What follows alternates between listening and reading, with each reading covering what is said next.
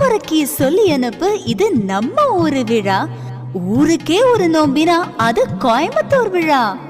உப்பு சமா இருந்தாக்கா ஊரு பக்கம் வாடா. அரிசி பருப்பு சோறு விருந்து இருக்கு ரெடியா. ஹலோ ஃப்ரெண்ட்ஸ், இன்றைக்கி நம்ம என்ன செய்ய போகிறோன்னா இட்லி தோசைக்குண்டான சைட் டிஷ்ஷு உளுந்து சட்னி தான் செய்ய போகிறோம். வாங்க அது எப்படி செய்கிறதுன்னு பார்க்கலாம். அதுக்கு முன்னாடி நீங்கள் என்ன சேனலை சப்ஸ்கிரைப் பண்ணலைன்னா சப்ஸ்கிரைப் பண்ணுங்கள், பக்கத்தில் இருக்கிற பெல் ஐக்கானே கிளிக் பண்ணுங்கள். அப்போ தான் நான் இனிமேல் போகிற வீடியோஸ் எல்லாம் நீங்கள் பார்க்க முடியும். வீடியோ பிடிச்சிருந்தா லைக் பண்ணுங்கள், ஷேர் பண்ணுங்கள், கமெண்ட் பண்ணுங்கள் ஃப்ரெண்ட்ஸ். வாங்க இப்போ எப்படி செய்கிறதுன்னு பார்க்கலாம். இப்போ ஒரு பேன் வச்சுருக்கேன், அதில் நான் ஆயில் சேர்த்துக்கிறேன். ஒரு 2 ஸ்பூன் நான் ஆட் பண்ணியிருக்கேன். இது கூட நான் பார்த்தீங்கன்னா ஒரு அரை கப்பு சின்ன கப்பில் ஒரு பார்த்திங்கன்னா ஒரு 6-7 ஸ்பூன் இருக்கும் உளுந்து சேர்த்துருக்கேன். அதை நல்லா வறுத்துக்கலாம் எண்ணெயில். பொன்னிறமாக வர்ற அளவுக்கு வறுத்துக்கலாம், ரொம்ப கருப்பாகிற அளவுக்குலாம் வறுத்துடக்கூடாது. அப்புறம் நம்ம சாப்பிடையில் கொஞ்சம் கருகின மாதிரி ஸ்மெல் அடிக்கும். ஒரு மாதிரி பொன்னிறமாக வர்ற அளவுக்கு வறுத்துட்டா போதும்.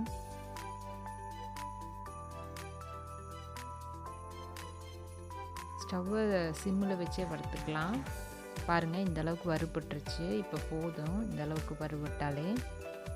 இப்போ இதை ஒரு தட்டில் நம்ம மாற்றிக்கலாம், ஆறட்டும். அதே பேனில் அதே எண்ணெய் இருக்குது மீதி, நம்ம இப்போ வறுத்தோல்ல அதில் மீதி எண்ணெய், அதுலேயே நான் பார்த்தீங்கன்னா ஒரு 2 இல்லை 3 மிளகா சேர்த்துருக்கேன், வரமிளகா. உங்களுக்கு காரத்துக்கு எவ்வளோ தேவையோ அவ்வளோ சேர்த்துக்கலாம். ஒரு 4 பல்லு பூண்டு சேர்த்துருக்கேன். ஒரு சின்ன வெங்காயம், ஒரு 3 சின்ன வெங்காயத்தை நான் நறுக்கி போட்டிருக்கேன். அதை நல்லா வறுத்துக்கலாம், நல்லா வணங்கட்டும்.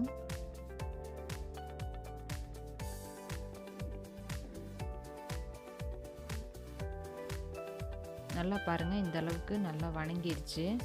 இப்போ நான் தேங்காய் ஒரு 2-3 சில்லை கட் பண்ணி போட்டிருக்கேன். தேங்காய் போடுறதா இருந்தால் போடல, இல்லைனா வேண்டியது கிடையாது. எனக்கு தேங்காய் கம்மியாக தான் போட்டிருக்கேன். நீங்கள் அளவு 1 ஸ்பூன் அந்த மாதிரி துருவனம் இருந்தால் துருவல் இருந்தாலும் போட்டுக்கலாம், இல்லைன்னா இந்த மாதிரி ஒரு 2 பீஸ் போட்டால் போதும். ரொம்ப சேர்க்கக்கூடாது, சேர்க்காமல் இருந்தால் கூட இருந்துக்கலாம், ஆனால் ரொம்ப சேர்க்கக்கூடாது. இது வணங்கிடுச்சு. இது கூட ஒரு சின்ன துண்டு புளி, ரொம்ப கிடையாது, சின்னதாக கொஞ்சம் புளிப்பு இருந்தால் தான் நல்லாயிருக்கும் உளுந்து சட்னி. கொஞ்சம் புளி சேர்த்துக்கலாம். இது நல்லா வணங்கட்டும். இப்போ இதை மிக்ஸி ஜாருக்கு மாற்றி உளுந்து எல்லாத்தையும் சேர்த்து நம்ம இப்போ நல்லா ஃபைன் பேஸ்ட்டாக அரைச்சிக்கலாம். பாருங்கள், இந்த அளவுக்கு அரைச்சாச்சு. நான் அதே பேனில் மறுபடியும் ஒரு 2 ஸ்பூன் ஆயில் சேர்த்துக்கிறேன்.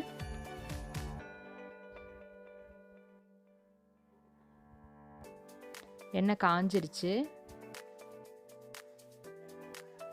கடுகு சேர்த்துக்கிறேன். ஒரு கத்து கருவேப்பிலை சேர்த்துக்குங்க. இது வணங்கி நம்ம தாளித்து சட்னியில் ஊற்றிடலாம். இது இட்லி தோசைக்கு ரொம்ப சூப்பராக இருக்கும். சாதத்துக்கு சுடு சாதத்தோடு சாப்பிட்டா நல்லாயிருக்கும். ட்ரை பண்ணி பாருங்கள் ஃப்ரெண்ட்ஸ். தேங்க்யூ.